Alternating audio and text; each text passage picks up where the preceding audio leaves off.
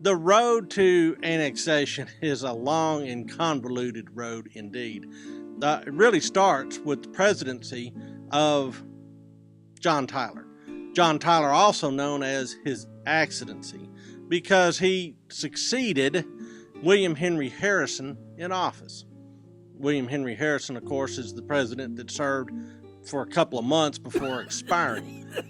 His autograph, by the way, as president is worth a lot of money if you can find it. Anyhow, back to his accidency. John Tyler was starting to notice that the British might start, putting their nose into the whole Texas question. And so he was worried that, in fact, we may be missing an opportunity here, meaning the United States, in picking Texas up. So what he does is he crafts a treaty in secret, a treaty of annexation. He's hoping that this will accomplish two things. One, that by treaty, Texas will become part of the United States. And secondly, people will all give him credit for achieving this great thing, which will then also advance his political ambitions. What ends up happening is that the treaty is not ratified. And in fact, this secret treaty ends up becoming very public.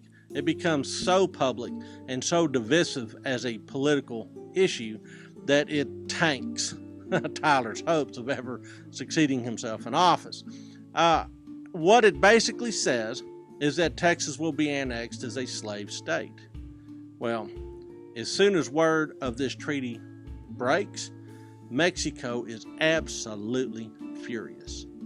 Well, Tyler is now literally a lame duck president. There is no way he will ever be president, which, as it turns out, gives him a lot of latitude.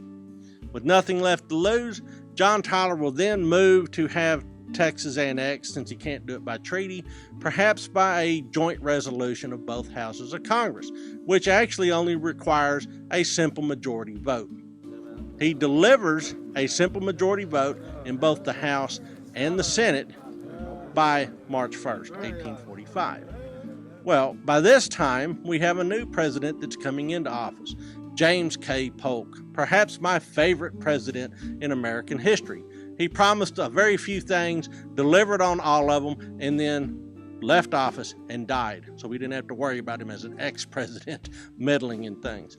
All right, so John Tyler now has a joint resolution of Congress that he can deliver whole to James K. Polk, or James K. Polk can try something else on his watch. At the same time, Tyler sends this joint resolution to the people of Texas and says, guess what? All you guys have to do is agree, and we can really get this thing going. Well, it depends on what Polk decides. Polk takes a look at his options and says, you know what? This is as good as we're going to get. So he urges Texas to move ahead and ratify in their legislative bodies this joint resolution of the U.S. Congress. Well, Great Britain is really kind of getting anxious about all this. They would like to see Texas as an independent entity.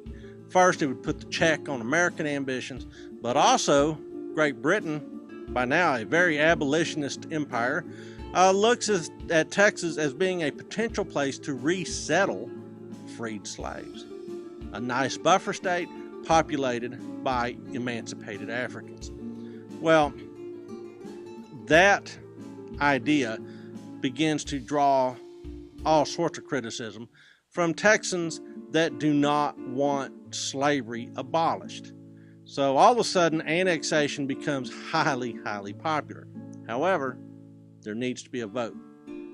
Anson Jones, on July 4th, 1845, he's the last president of the Republic of Texas, puts the question to the Texas government. Says, look, the British are offering to help us maintain our independence, and also to broker a permanent peace and recognition from Mexico. So Mexico will recognize our independence, and the British will guarantee a lasting peace. Or we can accept this joint resolution from the United States and go down the route of annexation. The Texas government overwhelmingly says annexation. So it becomes a question of what is the will of the people. In October of 1845, there is a general election held to ratify a new state constitution. And that ends up becoming a plebiscite of the people over the question of annexation. And you guessed it, it overwhelmingly passes. Even Maribel B. Lamar supports annexation, primarily because he's a Southerner, and he's also looking at Texas being an extension of the slaveholding South. And if the British are the guarantors of independence, then slavery will be abolished. So Texas votes to join the United States as a slave state.